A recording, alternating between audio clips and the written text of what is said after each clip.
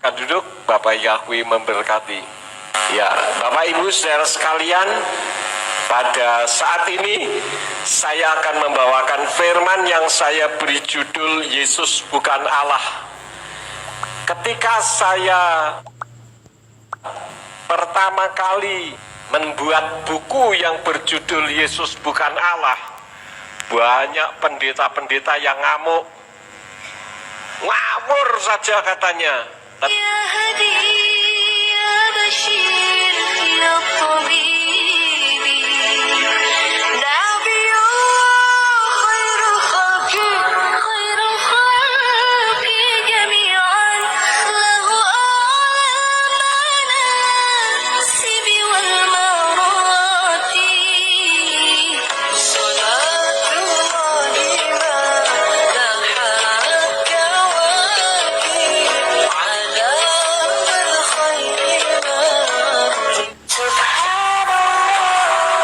Once again, I try. Bismillahirrahmanirrahim. Assalamualaikum warahmatullahi wabarakatuh. Kami semuanya yang dirahmati Allah. Semoga Allah senantiasa curahkan segala rahmat, segala nikmat yang berkepanjangan dan tiada berhujung dari dunia hingga akhirat. Dan insyaAllah, dan Allah pun kumpulkan kita para kaum muslimin di bawah naungan Rasulullah beserta para nabi, beserta para orang-orang yang Allah kasih, Allah sayangi, Allah cintai, insyaAllah di bawah naungan Allah kelak di mana tiada naungan selain daripada naungannya, insyaAllah. Amin amin Allahumma amin. Kaum muslimin, pada kesempatan pagi menjelang siang ini saya akan membuat sebuah video di mana video ini mengisahkan tentang bagaimana pendeta Sulistyo, ya. Beliau malu karena ada orang Kristen ini tidak mampu menjawab, hanya memaki-maki saja, ya.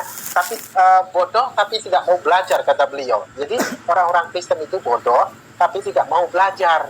Nah, sudah pun begitu, kalau debat selalu kalah tapi merasa menang. Kalaupun menang itu sangat dipaksakan, kata beliau ini, ya. Oke, demikian kaum muslimin videonya. Silakan duduk, Bapak Yahweh memberkati. Ya, Bapak Ibu saudara sekalian, pada saat ini saya akan membawakan firman yang saya beri judul Yesus bukan Allah. Ketika saya pertama kali membuat buku yang berjudul Yesus bukan Allah, banyak pendeta-pendeta yang ngamuk, ngawur saja katanya. Tentu saja saya tidak ngawur, saya menyampaikan berdasarkan data. Dan pada saat ini ketika saya menyampaikan firman, saya bertumpu kepada satu video. Kita akan dengar ada seorang ustadz, namanya Ustadz Zuma dari Makassar kalau saya tidak salah. Beliau menyampaikan video, silakan saudara nanti dengar videonya dan dengarkan juga suara background di belakangnya, ya. Silakan. Layaknya orang Islam tidak pernah berdebat dengan Hindu Buddha. Gak pernah. Kenapa? Karena mereka tidak menyentuh apa yang menjadi esensi di dalam Al-Quranul Karim. Berbeda dengan Kristen. Prinsip-prinsip akidah, tauhid yang menjadi landasan Islam itu semuanya diambil dan didudukkan pada perkara yang tidak seharusnya. Nah, inilah yang menyebabkan dialog itu terjadi. Andai saja lembaga lain Indonesia percaya diri kemudian mendudukkan apa yang ada di dalam kitabnya berdasarkan asal usulnya, maka tidak ada debat. Tidak ada debat. Kenapa ada debat? Yesus dikatakan anak Allah. Pada mulanya adalah firman. Firman itu bersama-sama dengan Allah. Firman itu adalah Allah. Firman itu adalah Allah. Allah itu telah menjadi manusia. Itu bajingan, Bang. Bajingan. Tetapi saudara Kristen tidak pernah sadar itu, betapa mereka menghinakan saudaranya sendiri. Apa susahnya menggunakan kata Theos? Apa susahnya menggunakan kata Tuhan? Apa susahnya menggunakan kata Yahweh? Kenapa harus Allah? Ngomong apa lu? Anda lihat bagaimana kitab saudara. Kesana kemari tanpa arah, kebingungan mencari jati diri yang sebenarnya. Ini wujud tidak ada kecintaan terhadap kitab itu. Al-Quran mau dibawa kemanapun, mau sampai ke negara yang paling benci terhadap Islam sekalipun, Al-Quran tetap menggunakan bahasa aslinya. Kenapa? Karena inilah yang dikatakan oleh Allah, kami yang mewahyukan, kami juga yang akan menjahit. Poin ini saja, tidak ada kekuatan di atas muka bumi yang bisa membantah, Bung. Itu esensi loh. Itu esensi. Ketika dikatakan di dalam kitab saudara, segala yang diilhamkan oleh roh itu adalah firman, itu adalah pengajaran dan seterusnya. Tapi pembuktiannya mana? Apa iya yang dituliskan oleh Lembaga Lai Indonesia itu dituliskan berdasarkan roh Tuhan? Tidak. Itu dituliskan atas pengetahuan terhadap terjemahan yang lebih tua, bukan karena ilham. Lalu mana kitab sucinya yang diterima langsung dari Tuhan? Bagaimana saudara-saudara? Saudara dengar suara yang ada di belakangnya? Itu kira-kira suaranya siapa, saudara-saudara? Halo? Itu suaranya orang-orang Kristen yang tidak terima dengan perkataan dari Ustadz Zuma. Ya. Kenapa? Karena yang dibahas oleh Ustadz Zuma itu di dalam Yohanan atau Yohanes 1 ayat yang ke-1. Yohanes 1 ayat yang ke-1 di dalam kitabnya Yayasan Lembaga Alkitab Indonesia dikatakan pada mulanya adalah firman. Firman itu bersama-sama dengan Allah dan firman itu adalah Allah. Ya. Ini dari Yayasan Lembaga Alkitab Indonesia. Kemudian dari pasal 1 ayat yang ke-14, di sana dikatakan firman itu telah menjadi manusia dan diam di antara kita, dan kita telah melihat kemuliaannya, yaitu kemuliaan yang diberikan kepadanya sebagai anak tunggal Bapa, penuh kasih, karunia dan kebenaran.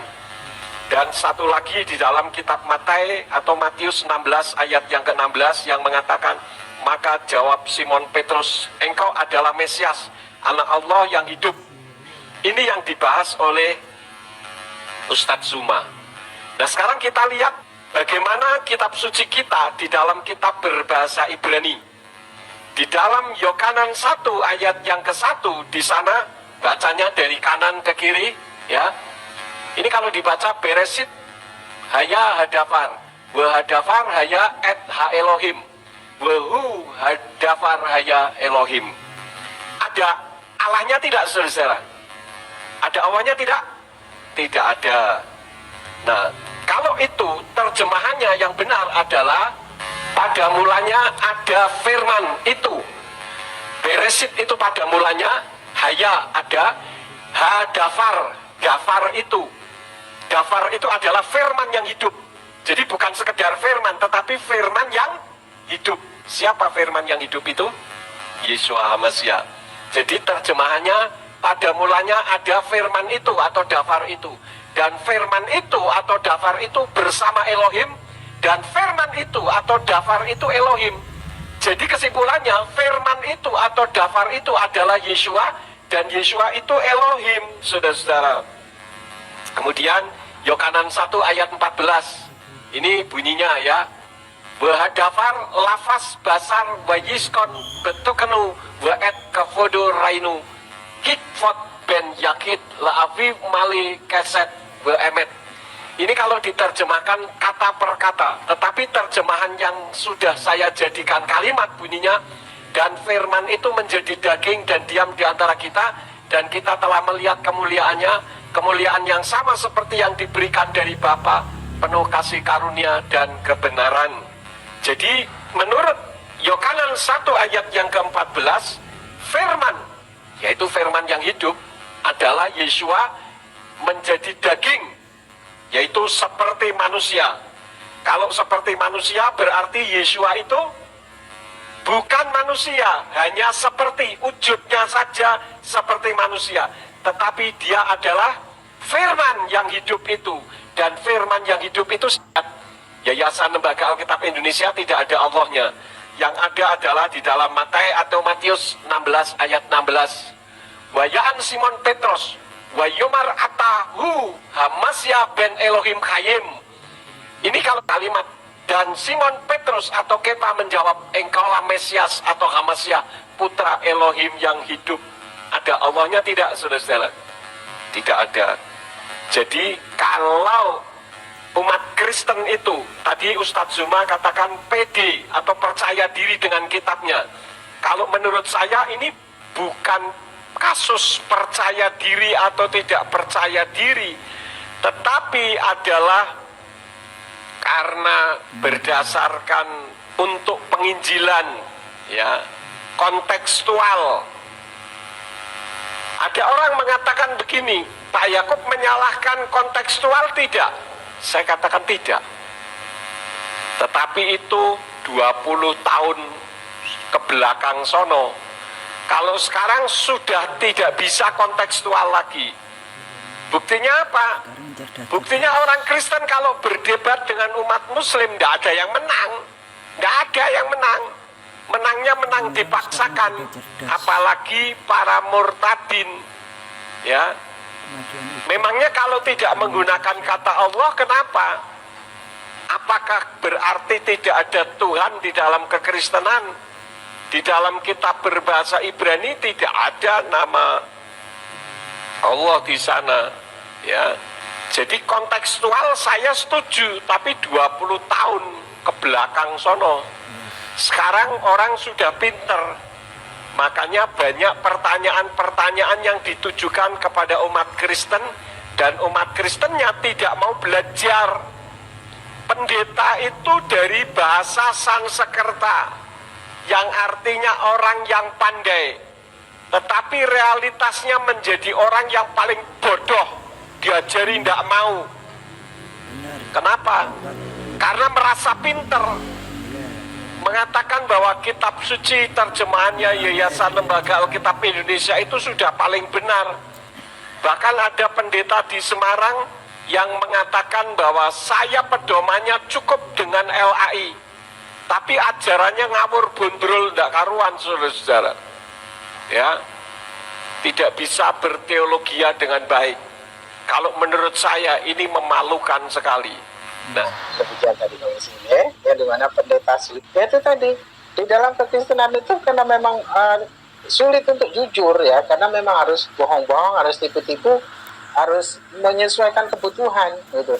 Kalau di luar negeri sana tidak ada, di dalam Bible itu kalimat Allah itu tidak ada memang gitu ya. Bahkan di India itu malah mirip-mirip Trimurti ya, Bapak, dewa mereka. Kenapa? Untuk menyesuaikan kebutuhan, di mana daerah yang hendak menjadi target bagi mereka, sebuah negara ataupun sebuah penduduk yang menjadi target bagi mereka dalam penginjilannya agar mereka dapat masuk Islam, masuk Kristen, maka mereka menyesuaikan dengan apa yang Kristenis melestarikan budaya pagan begitu, kaum muslimin ya. Di dalam kekristenan itu memang tidak punya jati diri. Jadi Kristen ini hanya melestarikan budaya pagan begitu, kaum muslimin ya. Oke, demikian saja kaum muslimin yang dapat saya sampaikan, dan saya akhiri video saya ini. Wassalamualaikum warahmatullahi wabarakatuh. يا